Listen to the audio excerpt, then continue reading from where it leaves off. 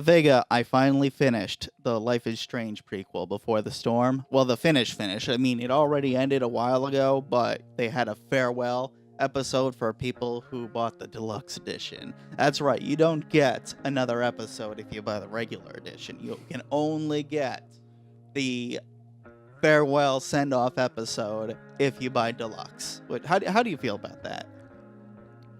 Like, a whole episode. Part of me feels like it's fair because those are the people who really support the game from the start. So I feel like, that's cool. Like, give them something extra.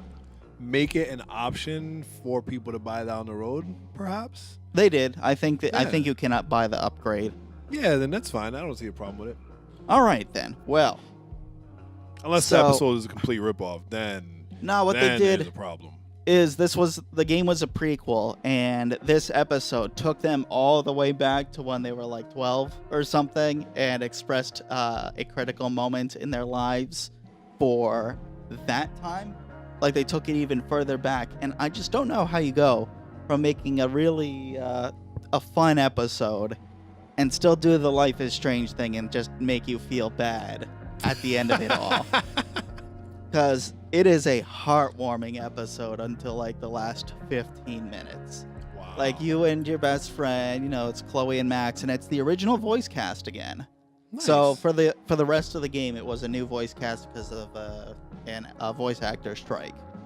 But now they're back, original voice actors, except they're younger, so it's weird. So while you're a teenager, you got one voice. But then your late teens, you got another voice. And that late teen voice happens to be the same voice as when you were 12. So enjoy puberty. Yeah. You got Max, and she's just trying to figure out how to tell Chloe that she's leaving. And you keep going through all these things. She's trying to throw away junk, and she just won't do it. And it's just so much fun, and it's nice. And then it just, oh, by the way, this thing about from the beginning of the first game happens, and that event happens again, which I don't recall happening in that context. Like, they're in the middle of having the best day of their lives, going down memory lane, and then tragedy strikes, which is not a spoiler if you play the first game, but I'm not going to bring it up because you got to play all the games. So, I want to get to a point.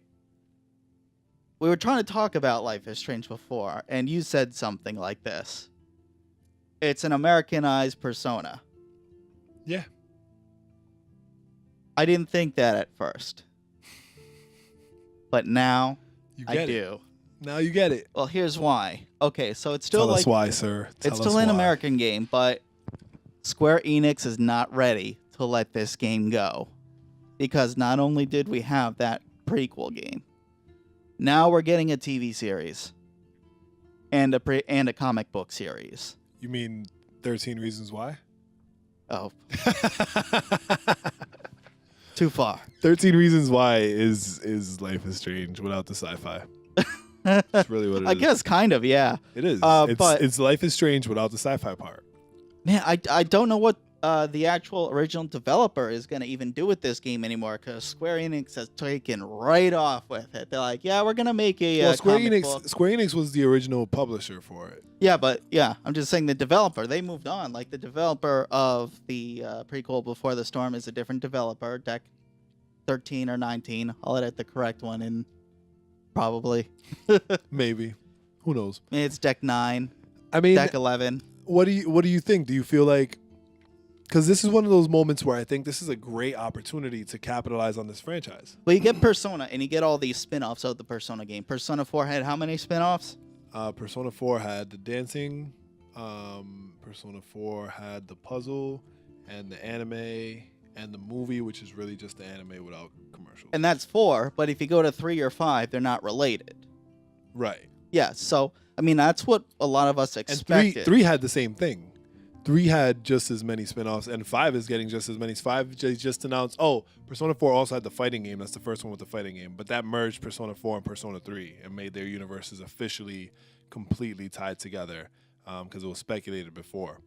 And then Persona 5, they just announced recently will be getting its anime releasing this year. All right, so that's exactly what's going to happen, because Don't Nod said in a late interview back writing off the surprise success of the first game, that in their words, they said something about it being like True Detective, where each actual proper sequel would be a new story, but based in the same kind of concepts. And that's Persona. Yeah.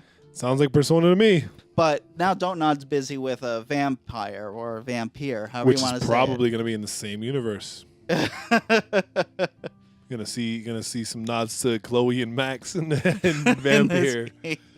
I wouldn't be surprised if they did put an Easter egg in, but I mean, Don't Nod has shown some range. I mean, their first game was a brawl 'em up. It wasn't a episodic adventure game. What was their first game?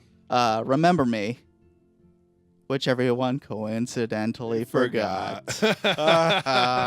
I do remember me though. That was an interesting concept. It was good. I think that concept would have done better as a movie or a TV show than it did. It would have done better as an adventure game, because the best part of that game was the part where you remix memories and you had to like solve it as a puzzle. Mm-hmm. Do more of that. But anyway, they're doing Vampire, and they're gonna come back and do this game eventually. Well, this is all just pure speculation, but all I'm saying is that you were right. You were right. This game is going to be the American Persona. I'm seeing it happen right now. When we get an eventual actual Life is Strange with a 2 on it, it's going to be a completely different story set in a similar universe with similar rules. Because that's all the Persona is. Persona is the same.